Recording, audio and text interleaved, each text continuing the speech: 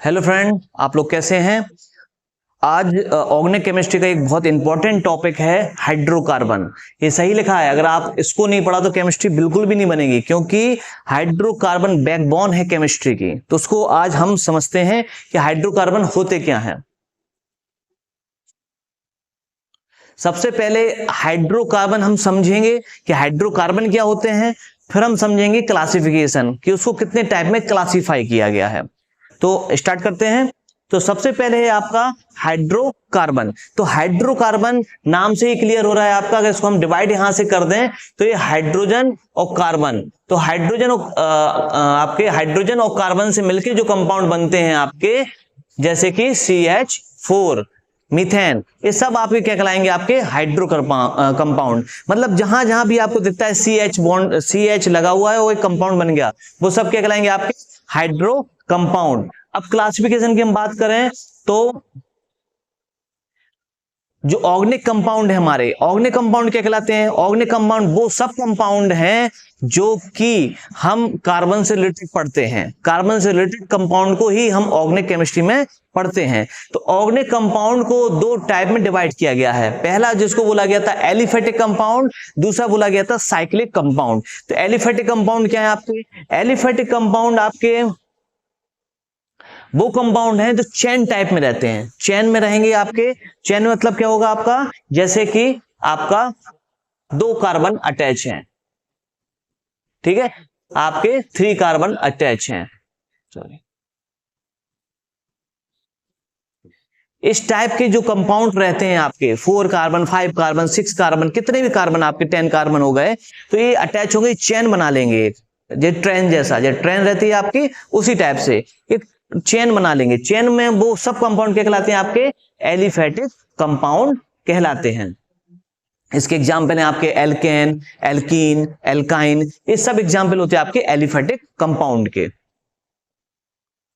फिर aliphatic compound को 2 type में डिवाइड किया गया है।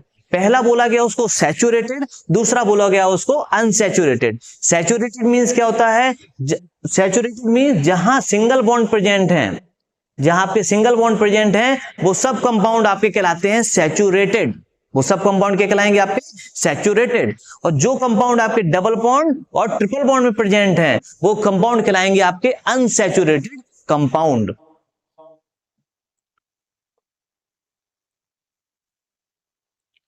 ठीक है। फिर आता है आपका एरोमेटिक कंपाउंड। तो एरोमेटिक कंपाउंड क्या होता है, एरोमेटिक कंपाउंड मींस एक एरोमा वर्ड से निकल के आया है। जो एरोमेटिक कंपाउंड होते हैं उसमें एक फ्रेग्रेंस होती है, तो वो सब कैटेगरी आपके एरोमेटिक कंपाउंड में डाली गई। ये साइक्लिक फॉर्म में होते हैं, वो आगे हम डिस्कस करते हैं।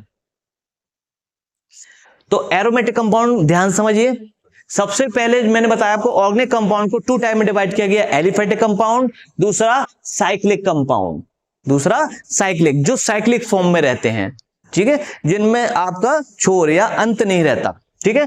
तो उसको डिवाइड किया गया था 2 टाइप में आपके, homocyclic and heterocyclic. Hetero means होता है डिफरेंट, ये आप लिख लेना, हेट्रो मींस होता है डिफरेंट, होमो मींस होता है सेम, ठीक है। तो जो आपके सेम मतलब जहां केवल कार्बन कार्बन आपके मिलेंगे, मतलब वो कहलाएंगे आपके सेम, मतलब कार्बन से अलावा कोई भी एलिमेंट उसमें नहीं होगा, वो सेम हो गए आपके। लेकिन अगर कार्बन के अलावा हमने उसमें ऑक्सीजन लगा दिया, उसमें हमने नाइट्रोजन लगा दिया, उसमें हमने सल्फर लगा दिया, वो सब आएंगे आपकी किस कैटेगरी में, हेट्रोसाइक्लिक कंपाउंड की कैटेगरी में। क्योंकि हेट्रो मींस होता है डिफरेंट, कार्बन से अलावा एक एलिमेंट उसमें जुड़ा रहेगा। अगर हम होमोसाइक्लिक की बात कर लेते हैं तो होमोसाइक्लिक को 2 टाइप में डिवाइड किया गया, एलिसाइक्लिक और एरोमेटिक। एलिसाइक्लिक मींस क्या है, जहां डबल बॉन्ड प्रेजेंट नहीं होंगे वो एलिसाइक्लिक हो गए, जहां डबल बॉन्ड प्रेजेंट हो गए वो आपके एरोमेटिक कंपाउंड हो गए। तो एलिसाइक्लिक में कौन से कंपाउंड हो गए आपके, साइक्लो एल्केन, जितने भी कंपाउंड साइक्लो एल्केन है वो आपके एलिसाइक्लिक पाए जाते हैं। और जो आपके एरोमेटिक हैं उनको 2 भागों में डिवाइड किया गया है, बेंजीनोइड और नॉन बेंजीनोइड। बेंजीनोइड मींस होता है जो बेंजीन से रिलेटेड कंपाउंड हैं वो बेंजीनोइड में आएंगे, जो बेंजीन से रिलेटेड कंपाउंड नहीं है वो नॉन बेंजीनोइड में रखा गया है, उन कंपाउंड को वहां पर रखा गया है, ठीक है। तो आई होप आपको ये पूरा चार्ट समझ में आ गया होगा। अगर आपको ग्रुप चार्ट समझ में आ गया है, ठीक है, तो आपको इस चीज का आंसर देना है और कमेंट करके हमें बताना है कि ये आंसर क्या है, इसका आंसर। आंसर है आपका is benzene and aliphatic compound true और फॉल्स? बेंजीन आपका एलिफेटिक कंपाउंड है या एरोमेटिक कंपाउंड है या